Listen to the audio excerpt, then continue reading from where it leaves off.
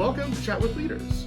Our mission is to give resilient servant leaders a platform for sharing the inspiring things that they are doing to lead their teams, customers, and themselves wisely. I'm your host, Chris LaFay, and today I have the pleasure of being joined by Derrick Heberling. How are you doing, Derrick? I'm great, man. Glad to be out of the house. Yes. It's an honor to be here with you. Excellent. So I know you work with students. We'll kind of dive in as we go what you do, but you work with students on a daily basis. Yeah. What is that like one thing that they're missing in their lives typically?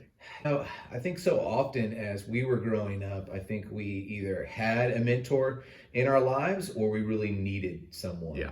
An older adult that's kind of been through life, that has kind of been there, done that, has a t-shirt for it, and can kind of just let you in on a few secrets that you may not listen to, but it'll be something that you kind of store back, something that you might chew on. So I think that's one of the big things that kids are missing. And then also connection. You know, one of the things that we love doing with our students is connecting with them.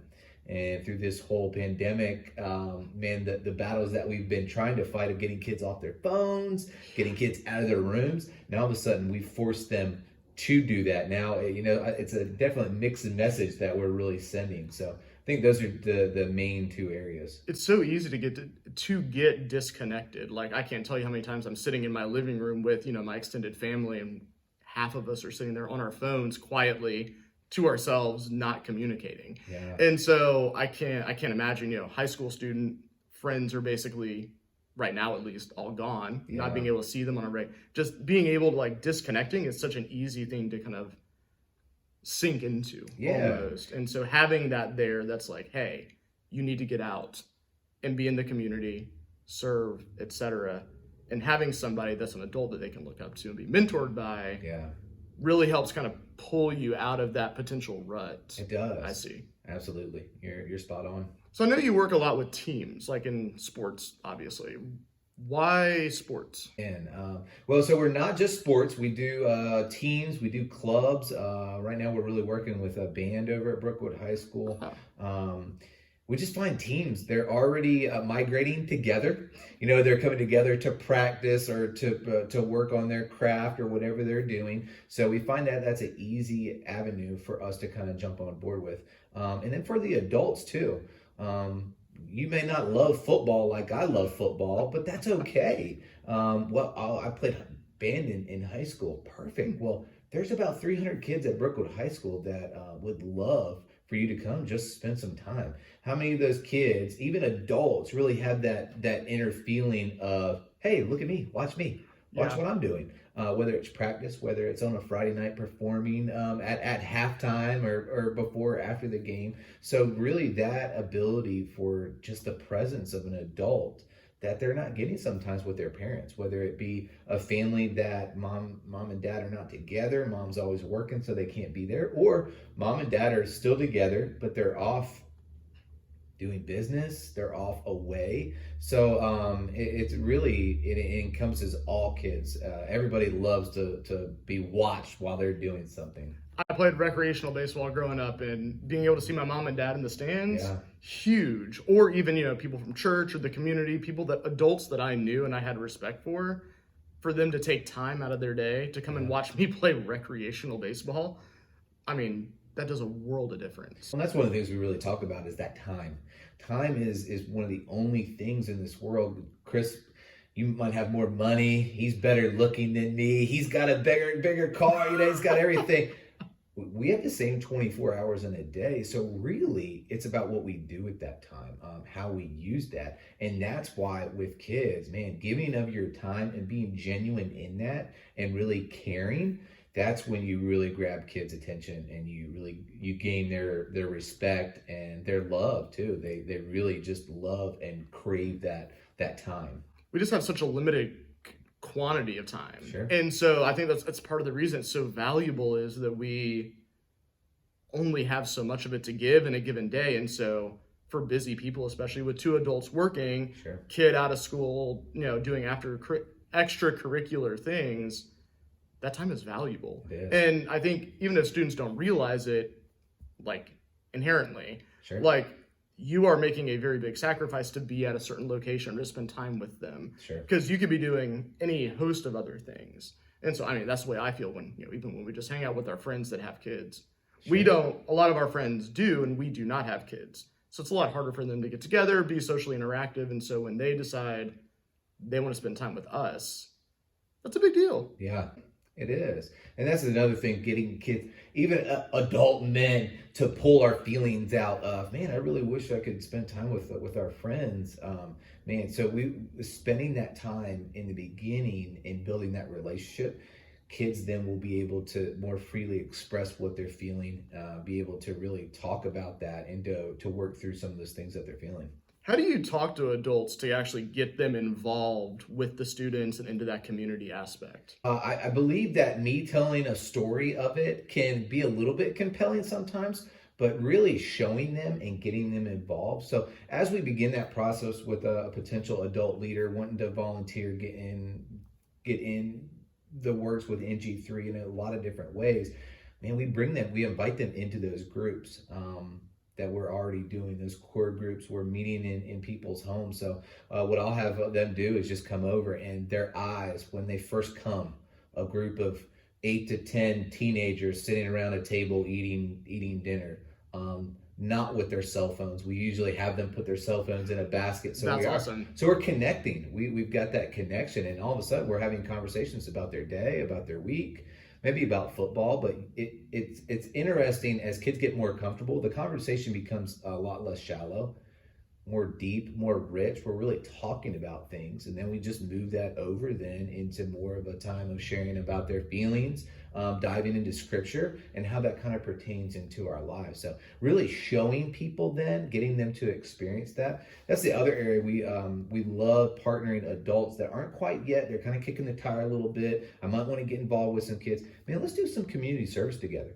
Let's get out here and get our hands together. There's nothing more powerful than picking up trash. Well, you hold one end of the trash bag, I hold the other. What do you think's going to happen? We're going to walk for 2 miles and not have a conversation. Exactly. Yep. Now all of a sudden, at the end of that 2 miles, we're probably hot, we're tired, we're sweaty, we're dirty. This is gross. But man, we are filled up, and we've probably just had a great conversation with a young man or young lady that we wouldn't have had otherwise.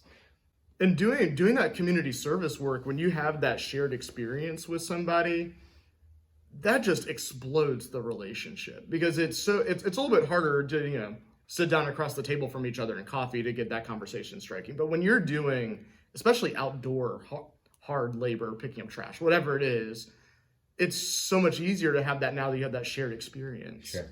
And especially when it's in the realm of giving, Sure. and serving. The joy that's brought from that is just, I don't know how to describe it, but huge. Yeah, absolutely. And sometimes it is hard to describe, but you're so right. Sitting across a table, it's awkward for a lot of adults. And we're just going to stay very shallow. But all of a sudden now, when we don't necessarily look each other in the eyes, but we're kind of busy doing something, but we're still in tune to what the other person is saying in that dialogue, now all of a sudden it just becomes a little bit more organic, a little bit more natural, and it's not so forced. How is getting students involved doing community service? Is it hard to get some of them interested in doing that, or are they like gung-ho from the ground up? Well, some of them are 100%. They're all in right away. There are others, but our society is telling kids, "We'll worry about you. Be on your phones. Put that perfect image of that Instagram life out there." But man, once you get kids, I've got a great story of a young man. Man, they live on WebGen. Got a very nice house. He's a 4.0 student. He's looking to go to Harvard and Yale to play football. So we went over to a senior living center right here in Brookwood, and he comes out of that experience and tells me that's probably one of his top 5 memories of all time. Really?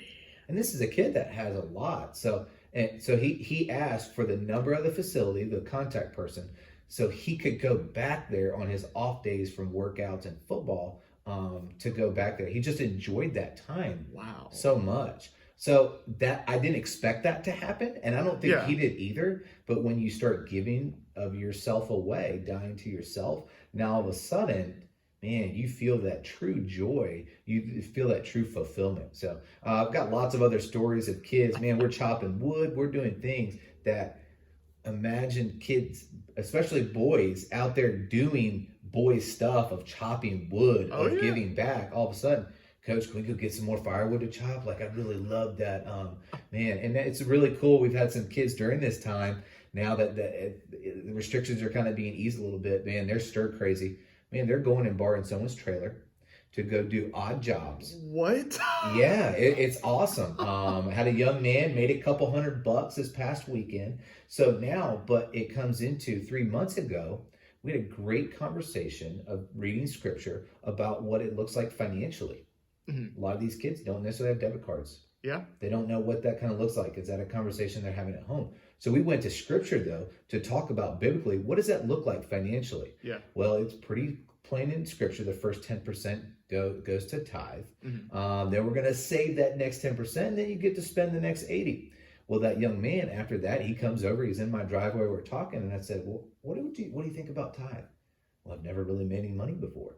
Well, how do I even do that? So he goes home, he counts up his money, he speeds back to my house and brings me $50 for his tithe. And I said, well, it doesn't go to me. But he says, well, I don't know what to do with it. Well, your church. Well, my church isn't open. Well, I guarantee it's got an online platform to give. So he just opened up a debit card. He was so excited. I said, go put that money back in there. Then come over tomorrow. I'll help you, and we'll make that tithe online. And man, he is you could just see the wheels turning in his brain, and just how proud he was of that, and how fulfilling that was. So it all kind of comes out of that, and it's a long-term game. It's not just a short-term one service project or one event where I go watch a kid. No, I'm in their lives in all these different areas, and now we're seeing some really good things happening. And that's the kind of stuff that happens when you spend dedicated time with people, is you start to build these long-term relationships with, I can't imagine the number of kids whose lives you touched over the years, but zoom forward 5, 10, 15 years, all these kids that you've now touched are going to be able to look back on this time and be like, this was a defining moment in my life. How often, and teachers, youth pastors, mentors like that, man, we would love to see the harvest immediately. Right. Doesn't happen that way. More so than anything, we're all just farmers. We're planting seeds, and we're watering it. We're trying to help cultivate it, help grow that. And you are. I can't wait for 5 to 10 years down the road when these kids, and that's what we always talk about, is see how I'm kind of doing my family, the things that I'm doing well, and the myriad of things that I'm not doing well. Help learn from that a little bit. And when you have questions along the way, because you're going to have those questions in 5 to 10 years, you're going to be thinking of family, you're going to be thinking of marriage. So hopefully we've just helped firm up that foundation. And it's not in me, though. I am not the hero. Jesus is the hero.